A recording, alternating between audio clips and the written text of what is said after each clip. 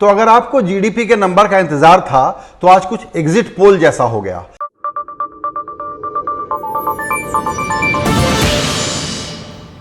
क्योंकि अर्थशास्त्रियों में यह कंसेंसस बन गया था अनुमान के हिसाब से कि 8.5-9% की सिकुड़न कॉन्ट्रैक्शन का नंबर आएगा जीडीपी का, लेकिन थोड़ा सा अपसाइड में सरप्राइज आया और -7.5% का नंबर आया है जीडीपी का डी ग्रोथ का। यानी कि जो पिछले क्वार्टर में 23.9% का डी ग्रोथ था, जो कॉन्ट्रैक्शन था, उससे काफी तेजी से रफ्तार ऊपर लेते हुए यह आंकड़ा आ गया 7.5% पर। अब सरकारी प्रवक्ताओं को आप सुनेंगे तो वो कहेंगे कि ये ग्रीन शूट है, ये वी शेप रिकवरी है, लेकिन ये बिल्कुल वैसा ही है जैसे कि अगर संजय, इकोनॉमी का नाम संजय हो और वो गड्ढे में गिरा हुआ था 24 फुट, तो ऊपर आया है वो अभी 7.5 फुट, फिर भी नीचे है, 8.5 फुट नीचे नहीं है। तो ये 1 फुट के फासले पर सेलिब्रेट करने की या ताली बजाने की कोई बात नहीं है। तो जो पॉजिटिव आंकड़े हैं आप स्क्रीन पर देख सकते हैं। मैन्युफैक्चरिंग पॉजिटिव जोन में आ गया है, 0.6% पॉजिटिव हो गया है। एग्रीकल्चर 3.4 के परसेंटेज के साथ आगे है। सर्विसेज में जितनी गिरावट का अनुमान था उससे बेहतर लेकिन कॉन्ट्रैक्शन है, 15.5% के आसपास है। लेकिन जो दो डेटा खराब हैं जो इकोनॉमी के बारे में चिंता प्रकट करते हैं वो ये है कि सरकारी खर्च में गिरावट है, प्राइवेट कंजम्पशन में भी गिरावट है, और जो कंस्ट्रक्शन जैसे सेक्टर थे जिसमें भारी गिरावट थी, रिकवरी है, लेकिन अभी भी वो गड्ढे में काफी नीचे हैं। मिक्स बैग है जब आप सेक्टर वाइज इसको देखते हैं। तो जब आज अर्थशास्त्रियों ने जीडीपी के नंबर देखे तो उसके बाद उन्होंने ये कहा कि पक्के तौर पर हमारे अनुमान से ये डेटा बेहतर है, लेकिन हम लोग कॉशियसली ही ऑप्टिमिज्म इसमें रख सकते हैं, क्योंकि अगला क्वार्टर भी जो है वो माइनस में ही आने वाला है। क्वार्टर 4 में जाकर के शायद थोड़ा पॉजिटिव हो जाए, लेकिन पूरा साल जो है वो अनुमान था कि -10% पर छूटेगा, हो सकता है कि अब वो -8% पर छूटे, या सरकार अब बहुत जोर लगा दे तो -7% पर छूटे। यानी कि ये पूरा साल हमारा चला गया है। ये रिकवरी क्यों दिख रही है, इसके जो मेन फैक्टर्स हैं उनमें एक तो ये है कि ये फेस्टिवल की डिमांड थी, पेंटअप डिमांड थी। लॉकडाउन के बाद जब अनलॉक शुरू हुआ तब लोगों ने जो जरूरी खरीदारियां थी वो की, लेकिन अब डेटा अगर देखेंगे, जैसे ऑटो सेक्टर का उदाहरण लीजिए, उसका डेटा अक्टूबर का ये बताता है कि गाड़ियां ज्यादा बनी हैं, लेकिन जब वो डीलरशिप के पास गई हैं तो वहां बिकी नहीं है, वो अभी भी माइनस में है नंबर। इस तरह से ये थोड़ा सा मिक्स बैग है। जो कोर सेक्टर के डेटा कहते हैं या हाई फ्रीक्वेंसी डेटा जिसको कहते हैं, उनमें भी मिक्स बैग है, जिसके आधार पर एक्सपर्ट यही कह रहे हैं कि ये मान लेना कि हम बहुत अच्छे पॉजिटिव ट्रैजेक्टरी पर आ गए हैं और यहां से काम चल जाएगा, तो ये गलत बात होगी। सरकार को अभी बहुत कुछ करने की जरूरत है। अभी तक का जो ग्रोथ आप देख रहे हैं रिकवरी का, ये प्राइवेट सेक्टर की वजह से आया है, क्योंकि उन्होंने खर्चे काटे। जब खर्चे काटे तो कोई बिक्री बहुत नहीं बढ़ी थी, लेकिन उनका मुनाफा अच्छा दिख रहा है, इस वजह से आपको ऐसा नजर आ रहा है। जो सर्विसेज में थोड़ा सा ग्रोथ नजर आ रहा है वो इसलिए आ रहा है कि कुछ सेक्टर जब खुले हैं जिनकी जो जरूरतें थी उसको पूरा किया गया है, या सेविंग का कोई डेटा देख करके कहता है तो वो अभी इसलिए कि पैसा खर्च कोई कहां करे, लेकिन ये वापस बैक टू नॉर्मल हो सकता है। इसीलिए अर्थशास्त्री बार बार चेता रहे हैं कि इस डेटा पर ताली मत पीटिए, सिर्फ थोड़ी सी राहत जरूर ले सकते हैं आप।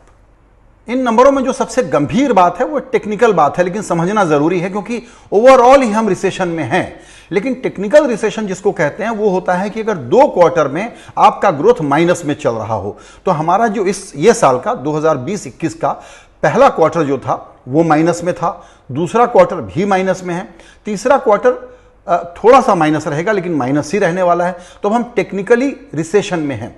एशिया में हम सबसे ज्यादा नीचे चल रहे हैं इस वक्त, और जो 24 बड़े देशों का अगर एक लिस्ट बना करके देखी जाए तो उसमें भी हम स्लोएस्ट रिकवरी इस वक्त दिखा रहे हैं। यह भी फिक्र की बात है। जो फिक्र की दूसरी बात है वो ये है कि जो नए निवेश में सरकार का पब्लिक एक्सपेंडिचर जो है वो नहीं बढ़ रहा है, वो अभी भी 20% से ज्यादा नीचे गिरा हुआ है।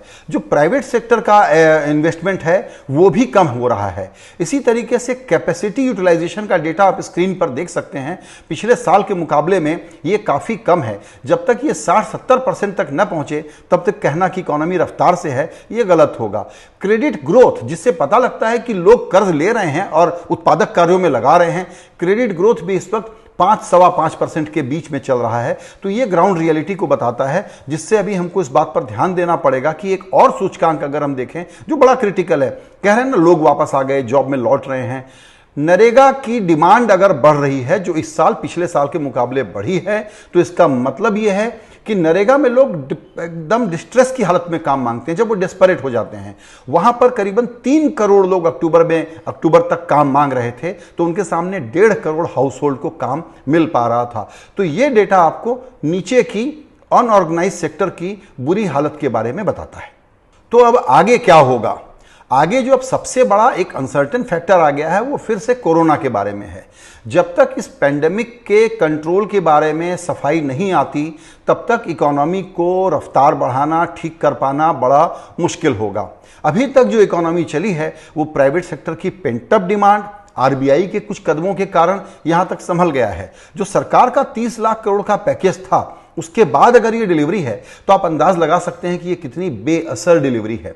सरकार के लिए जरूरी होगा कि अगर उसको प्री कोरोना लेवल के ग्रोथ तक पहुंचना है, जिसका सिंपल मतलब यह है कि हमारी इकोनॉमी 2.8 ट्रिलियन डॉलर की अगर थी, वहां पर वापस आना है, तो वो इस साल पॉसिबल नहीं नजर आता।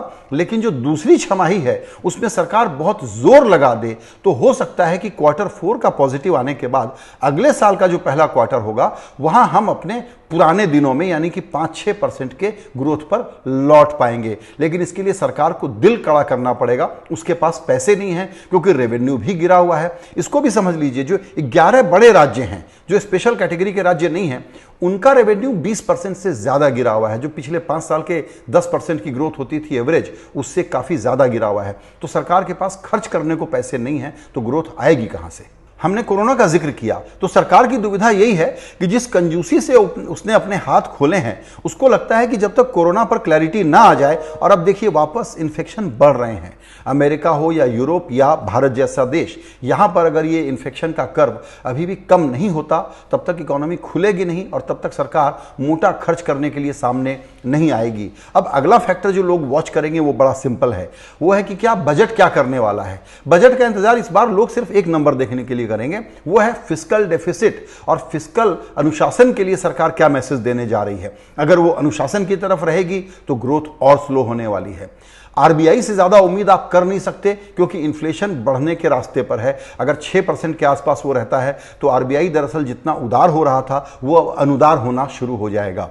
यानी कि अभी हम लोग सिर्फ एक बहुत मामूली राहत ले सकते हैं इस रिकवरी के नंबर को देख करके। लेकिन ये बिल्कुल वैसा ही है कि गड्ढे में गिरने के बाद अगर आप कह दें कि गड्ढे में वी शेप रिकवरी है, उसका कोई मतलब नहीं है जब तक कि आप जमीन के ऊपर ना आ जाएं और उसके बाद बात करें। तो जब वो वी शेप कहते हैं, तो मुझे वो वी फॉर वक्रासन नजर आता है, जो बिल्कुल इस तरह की फ्लैट रिकवरी हमको दिखाएगी 2021 के शुरुआत में। और ये भारत जैसे देश की और जरूरतों के लिए बिल्कुल नाकाफी है।